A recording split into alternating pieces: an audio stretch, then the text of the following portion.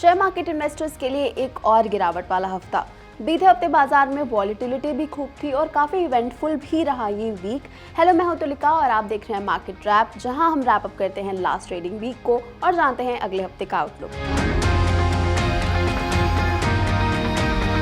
अक्टूबर के पहले हफ्ते में जितनी सेलिंग हमने देखी थी, इस हफ्ते उतनी ज़्यादा बिकवाली नहीं थी, लेकिन एफआईआईज़ ने अपनी पोजीशन बेची और सेंसेक्स और निफ्टी पर भी आपको सेंटिमेंटल लेवल्स के आसपास ही ट्रेडिंग दिखाई दी।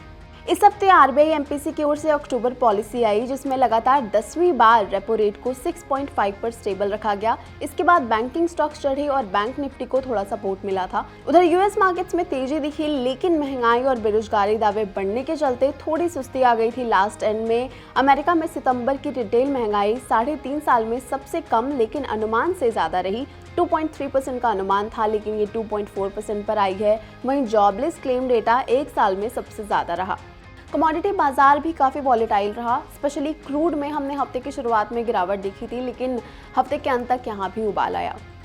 यूएस के फ्लोरिडा में मिल्टन साइक्लोन के चलते कच्चा तेल 3% से ज़्यादा चढ़कर $89 के ऊपर पहुंच गया था। सोना भी उतार चढ़ाव पर था। सोने में हफ्ते के अंत में खरीदारी भी देखने को मिली। कॉमेक्स पर ये फिर से $2630 के ऊपर दिखाई दिया। चांदी भी $31 के ऊपर चल रही थी। डॉलर इंडेक्स 103 के ऊपर 2 महीने के हाई पर दिखा। यूएस की 10 सालों की बॉन्ड यील्ड अगस्त के बाद 4% के पार निकल गई है। एक बड़ा अपडेट रहा कि इस हफ्ते से दूसरी तिमाही के नतीजों का सीजन भी शुरू हो गया है। इस हफ्ते टीसीएस, टाटा एलेक्सी और इडेडा जैसी कंपनीज के नतीजे आए। टीसीएस के मिक्स्ड रिजल्ट्स रहे थे। अगले हफ्ते भी बड़े रिजल्ट्स आएंगे, जैसे Avenue Supermarts, HCL Tech, Angel One, HDFC Life, Rallis India, Bajaj Auto, LNT Tech, Mphasis, Tata Communications and Tata Chemicals जैसी कंपनीज अपने रिजल्ट्स पेश करेंगी।